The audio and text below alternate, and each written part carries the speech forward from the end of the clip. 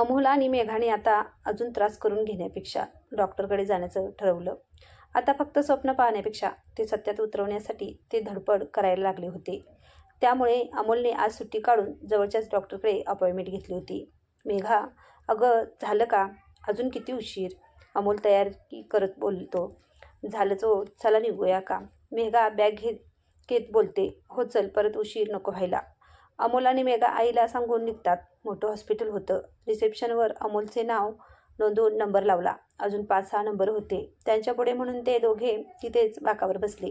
मेघा आजूबाजूला निरीक्षण करत होती. काही महिला पोटावर हात ठेवून कसंबसं सावरत येत होत्या. बहुतेक दिवसभरात आले असावे त्यांचे आणि म्हणून चेकअपसाठी आल्या असाव्या. थकायला झालं होतं, पण चेहऱ्यावर वेगळंच तेज आलं होतं. आईपणाचं कितीही वेदना सहन कराव्या लागल्या तरी चालेल, पण बाळाला काही होऊ देणार नाही, अशी असते मायमाऊली. मेघाचे नकळत डोळे भरून आले. अमोलचे तिच्याकडे लक्ष गेले तसे त्यांनी तिला जवळ घेत डोळ्यांनीच धीर दिला. एक एक नंबर कमी होत होते. काहींच्या चेहऱ्यावर आनंद ओसंडून वाहत होता, तर काही टेन्शनमध्ये बाहेर येत होते. मेघा आणि अमोलचे मात्र सगळं लक्ष आपला नंबर कधी येतो आणि कधी एकदा डॉक्टरला भेटतो असं झालं होतं. त्यांचा नंबर आला तसा दोघे एकमेकांचा हात पकडून आत गेले. आता ते प्रत्येक परिस्थितीला तोंड द्यायला समर्थ होते. मॅडम, आत येऊ का?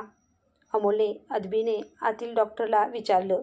अरे या ना या. साधारण 30 वर्षाची लेडी डॉक्टर डोक्यावरचा चष्मा नीट करत हसून बोलते.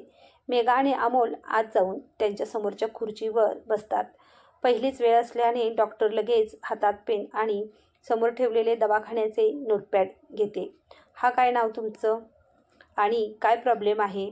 म्हणजे याआधी कधी डॉक्टरकडे गेला होतात का?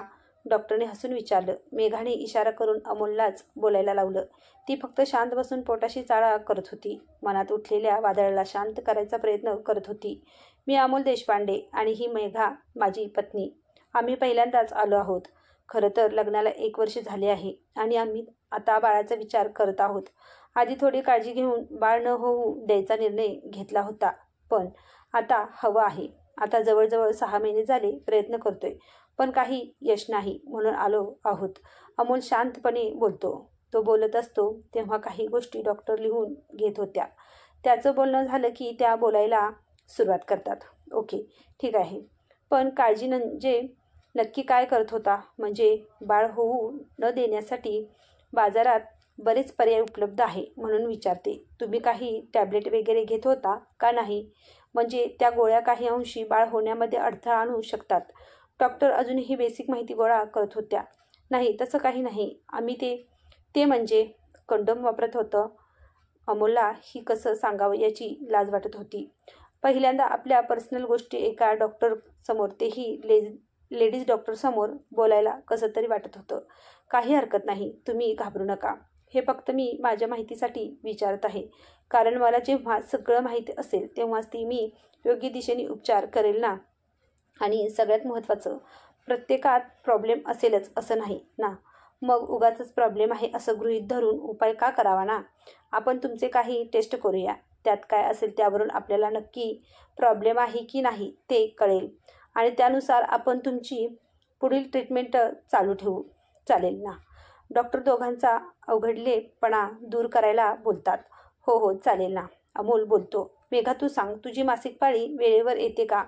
डॉक्टर आता मेघाला प्रश्न विचारतात. नाही, कधी कधी लेट होते, मेघाने उत्तर दिलं. नेहमी असंच होतं का, की कधी कधी होतं? आणि ब्लडिंग किती दिवस होतं? त्रास जास्त होतो का?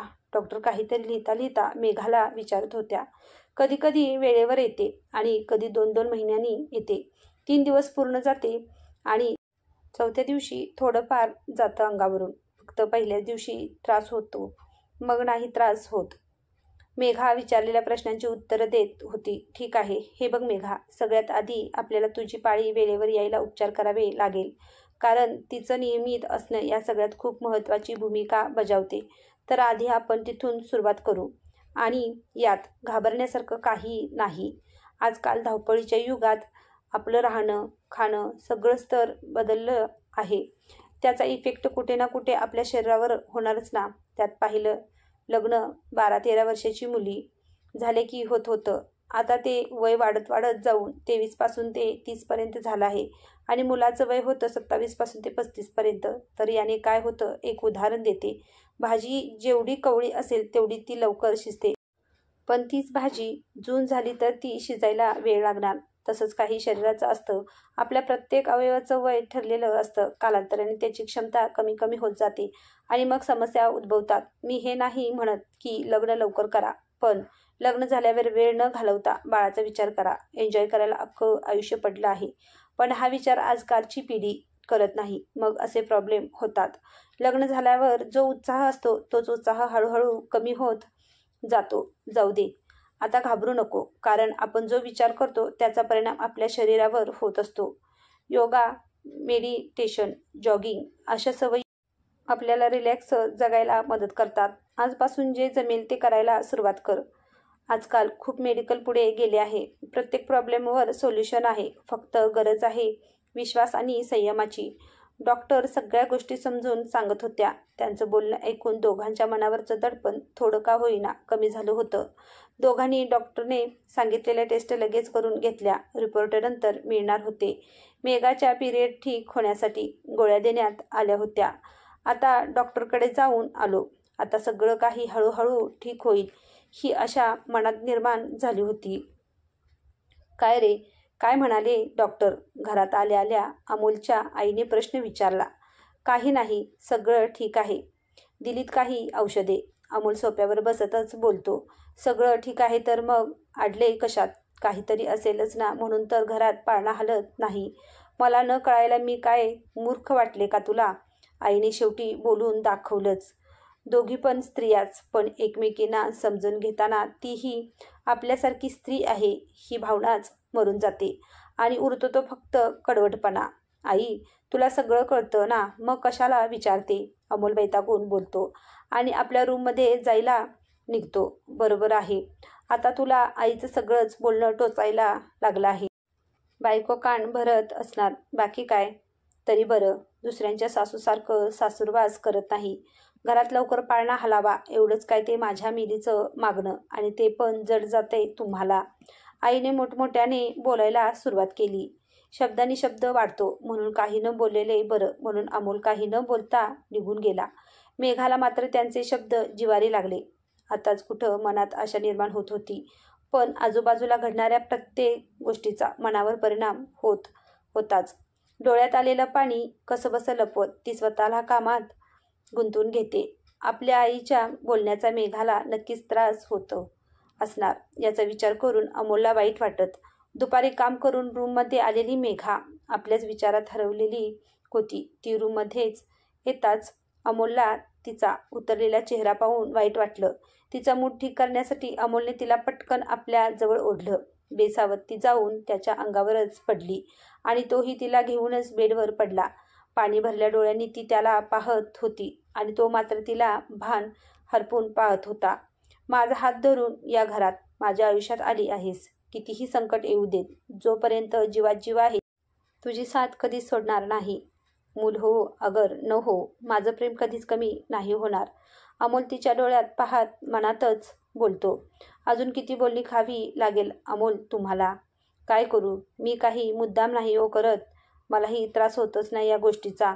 आतापर्यंत कशाचा विचार न करणारी मी आज वेगळ्याच टप्प्यावर येऊन उभी आहे. आई होणं म्हणजे बाईच्या अस्तित्वाचा, बाईपणावरचा प्रश्न उठवला जातो. का का अमोल? बाईबिना मूलबाळ होता सन्मानाने नाही का जगू शकत? मेघा मनातल्या मनात आपल्या भावना बोलून दाखवते. दोघीही मनातच आपल्या भावनांना वाट मोकळी करून देत होते. विचारातच मेघाच्या डोळ्यातून एक थेंब खाली ओघळला आणि त्याच क्षणी अमोलने पटकन तिचे डोळे पुसत तिच्या ओठांवर ओठ टेकवले. जणू आता या क्षणी फक्त आपला विचार कर, आपल्यामध्ये कशालाही थारा नको आहे, हेच सांगायचं होतं त्याला. आणि दोघेही त्या क्षणात हरवून गेले. मेघा आणि अमोलने सध्या तरी लक्ष फक्त आनंदी राहण्यावर दिलं होतं. जेवढं होईल तेवढं खुश राहायचे दोघे. पण म्हणतात ना, आपण आनंदी असलेलं प्रत्येकालाच पाहत नाही, असंच असतं. मेघा जास्त करून आदित्यसोबत रमायची. त्याचं त्याच्या आईपेक्षा जास्त तीच करायची. त्यालाही तिचा लळा लागला होता. मेघा आदित्यसोबत खेळत होती आणि तिथंच बाजूला बसून रश्मी टीव्ही पाहत होती. मम मम आ मम्मम बोबड्या भाषेत आदित्य पाणी मागत होता. आले ले मम्मम पाहिजे माझ्या सोन्याला. थांब हा पिल्लू, मी आलेच, तू खेळ इथंच. मेघाने त्याला हसतच सांगून तिथून निघाली. ताई मी पाणी आणते, पिल्लूकडे तुम्ही थोडं लक्ष द्या हां. जाता जाता मेघाने रश्मीला आवाज देऊन सांगितलं. रश्मी टी व्ही पाहण्यात इतकी गुंतली होती की तिला ऐकूच नाही आलं. आदित्यला ती दिसत नाही म्हणून तो मेघाला शोधायला हसतच ती गेली त्या दिशेला जायला निघाला. आताच कुठे हळूहळू पकडून पकडून चालायला लागला होता. सोप्याला पकडून तो चालत होता. सोपा संपला तसा तो हळूच घाबरत घाबरत हात सोडून चालायला प्रयत्न करायला लागला. पण जीवाला भारी भीती. त्याचा तोल गेला आणि पडला. जास्त काही लागलं नाही, पण मी पडलो म्हणून अजूनच रडू येत होतं त्याला. खूप काही लागल्यासारखं त्याने मोठ्याने भोकाड पसरलं. त्याचा आवाज ऐकून मेघा धावतच बाहेर आली. रश्मी पण त्याच्या आवाजाने दचकली आणि त्याच्याजवळ आली. मेघा पिल्लूला घेणार तोच रश्मीने जवळजवळ तिच्या हातातून त्याला ओढूनच घेतलं. ओरे माझं सोनं, काय झालं माझ्या राजाला? रश्मी त्याला शांत करू पाहत होती. ताई पडला हा बहुतेक, जास्त लागलं नाही पण लबाड झाला आहे खूप. घर डोक्यावर घेतो नुसता, मेघा हसत बोलते. आदित्यला उचलून घेतल्यामुळे तो बऱ्यापैकी शांत झाला होता, पण मुसमुसणं अजून चालू होतं. तू होती ना त्याच्याजवळ, मग तो कसा काय पडला? घ्या हीच लक्ष नाही आणि तिलाच बोलत आहे. आणि तुला काय कळणार, पोराला लागलं की आईचा जीव कसा कासावीस होतो ते. त्याला लागलं म्हणून तर तो इतका रडत आहे ना. तुला नव्हतं सांभाळायचं तर मला सांगायचं ना. रश्मी रागात तोंडाला येईल ते बोलत होती, पण तिचे शब्द मेघाला खूप वेदना देत होते. ताई मी तुम्हाला सांगून गेली होती, पण बहुतेक तुमचं लक्ष नव्हतं. रश्मी डोळ्यातलं पाणी अडवत म्हणाली. म्हणजे तुला असं म्हणायचं आहे का की माझ्या मुलावर लक्ष नाही? तुला काय माहीत लहान बाळाला किती सांभाळावं लागतं. रश्मी तोऱ्यात बोलते. हो नाही माहीत मला, काहीच नाही माहीत मला. एवढं बोलून मेघा आत तिच्या रूममध्ये निघून गेली. आपल्या आईचा आरडाओरडा ऐकून आदित्य अजूनच जोरात रडायला लागला. त्यात त्याची आवडती काकी पण त्याला न घेताच निघून गेली. याचं त्या जीवाला वाईट वाटत होतं. मेघा रडत रडतच बेडवर पडली. का देवा, का अजून माझी परीक्षा पाहत आहे? मी असं काय वाईट केलं होतं कोणाचं जे मला त्याची इतकी वाईट शिक्षा तू देत आहे? मी खरंच आई बनण्यासाठी लायक नाही का रे? सांग ना देवा, सांग ना. मेघाचा मनातच देवाशी संवाद चालला होता. डोळे अखंड वाहत होते. ती दिसायला सुंदर होती, शिकलेली होती, एवढंच काय पण चांगल्या घरातून पण आली होती. पण फक्त एका गोष्टीसाठी आज तिला सगळ्यांच्या लेखी कमी लेखलं जात होतं आणि त्याचं तिला खूप वाईट वाटत होतं. कितीही शिकलेली स्त्री असली तरी या गोष्टीचा तिच्यावर परिणाम होतच असतो. ती तशीच रडून रडून झोपी गेली. त्यात कधी 7 वाजले हे तिलाच कळलं नाही. बाहेर सविता म्हणजे तिच्या सासूचा ओरडण्याचा आवाज आला तशी ती दचकून जागी झाली. घड्याळात पाहिलं तर 7 वाजले होते. आता पुन्हा काहीतरी ऐकावं लागेल असंच पटकन मनात आलं. तिने चेहऱ्यावरून हात फिरवला आणि मनाची तयारी करूनच ती उठली आणि फ्रेश होऊन बाहेर गेली. बाहेर आली तर आधीच तिच्या सासूबाईची बडबड चालू होती. आतापर्यंत रश्मीने जे झालं त्याबद्दल नक्कीच मीठ मसाला लावून सांगितलं असणार हे तिला माहीतच होतं. पण आता बास, आता काही झालं तरी स्वाभिमान बाजूला ठेवून कोणाचंही ती काही ऐकून घेणार नव्हती. ती काही न बोलता तशीच किचनमध्ये गेली. आधीच गरम केलेला चहा तिने कपमध्ये ओतला आणि बाहेर येऊन पिऊ लागली. अगं तुला काही वाटतं की नाही? रश्मी काय सांगत होती? आधी एवढा रडत होता तर खुशाल झोपायला निघून गेली. लेकरू रडत असताना तुला झोप कशी लागली देव जाणो. आईचं काळीज तुला काय कळणार म्हणा. तुझं लेकरू झालं मग तुला कळेल, तसं तुला कळणार नाही. सासूबाईंनी तोंडाचा पट्टा चालू केला. आई मला बाळ नाही, मग मला आदित्यला सांभाळता येत नाही. उगाच माझ्यामुळे त्याला काही झालं तर मला पण नाही आवडणार. त्यापेक्षा मी लांब राहिलेलं बरं. आणि असंही त्याची आई माझ्यापेक्षा त्याची जास्त काळजी घेतात. त्याचं त्यांच्या मुलाकडे जास्त लक्ष असतं. त्याला कसं सांभाळायचं हे त्यांना चांगलं माहीत आहे. आई मी विचार करत आहे की आता मी ही जॉब शोधायला सुरुवात करावी. एवढं शिक्षण घेतलं तर त्याचा काही फायदा नको का व्हायला? आणि तेवढ्याच तुमच्या मुलाला हातभार लागेल माझा. जेवायला काय बनवायचं सांगा, मी किचनचं आवरायला घेते. आज मेघाने पहिल्यांदा स्वतःसाठी काहीतरी बोलली होती. तिचं बोलणं ऐकून रश्मी अजूनच आतल्या आत धुसफुसायला लागली. मेघामुळे तिला बराच आराम मिळत होता आणि आदित्यचाही काही त्रास नव्हता. पण आता तिनेच हात काढून घेतल्यामुळे तिला सगळं करावं लागणार होतं. तिला वाटलं सासूचा ओरडा मिळाल्यावर ती अजून चांगलं सांभाळेल, पण झालं उलटच. मेघाने काही झालंच नाही. या आविर्भावात जेवणाची सगळी तयारी केली, सगळी कामं न सांगता करून घेतली. अमोल घरी आला. घरी काय झालं हे फोन करून सांगण्यामधली मेघा मुळीच नव्हती. अमोल आला तसे घरातलं वातावरण पाहून त्याला संशय आलाच होता की नक्की काहीतरी झालं असणार. जेव्हा कळेल तेव्हा कळेल म्हणून त्याने रूममध्ये जाऊन फ्रेश झाला. आई, काय केलं आज? तुझा पाय बरा आहे ना? की जाऊया उद्या डॉक्टरकडे? अमोलने रोजप्रमाणे आईची चौकशी केली. नको रे बाबा, कशाला?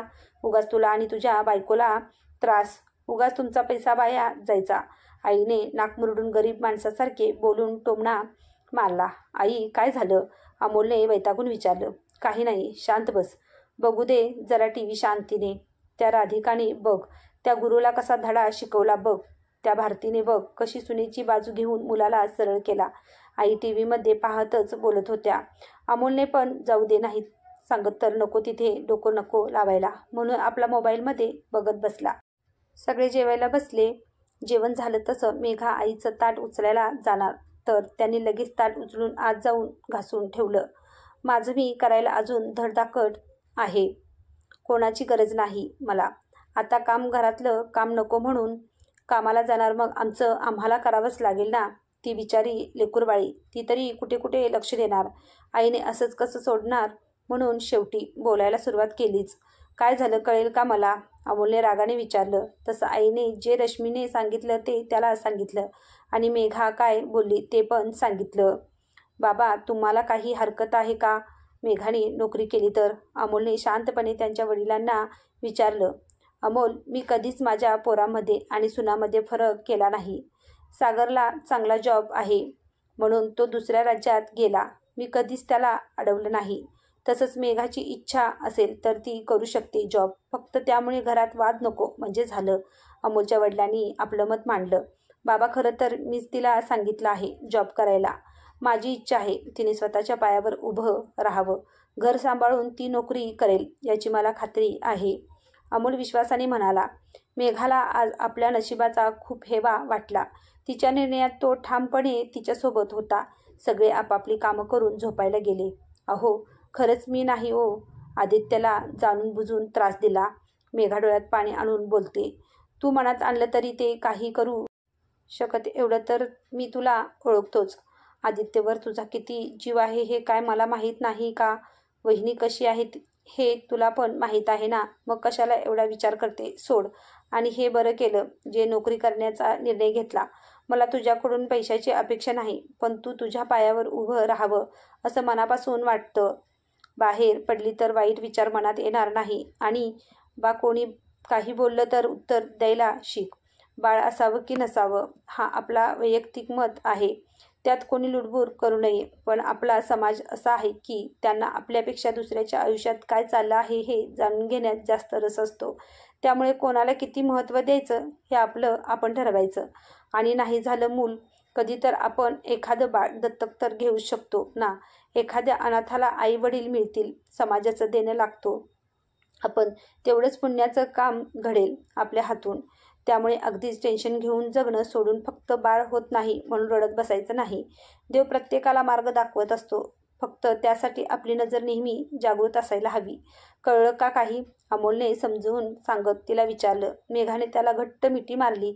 त्याने मायेने तिच्या डोक्यावर हात फिरवला. किती विचार करता हो तुम्ही? मेघाने त्याच्या नजरेला नजर देत विचारलं.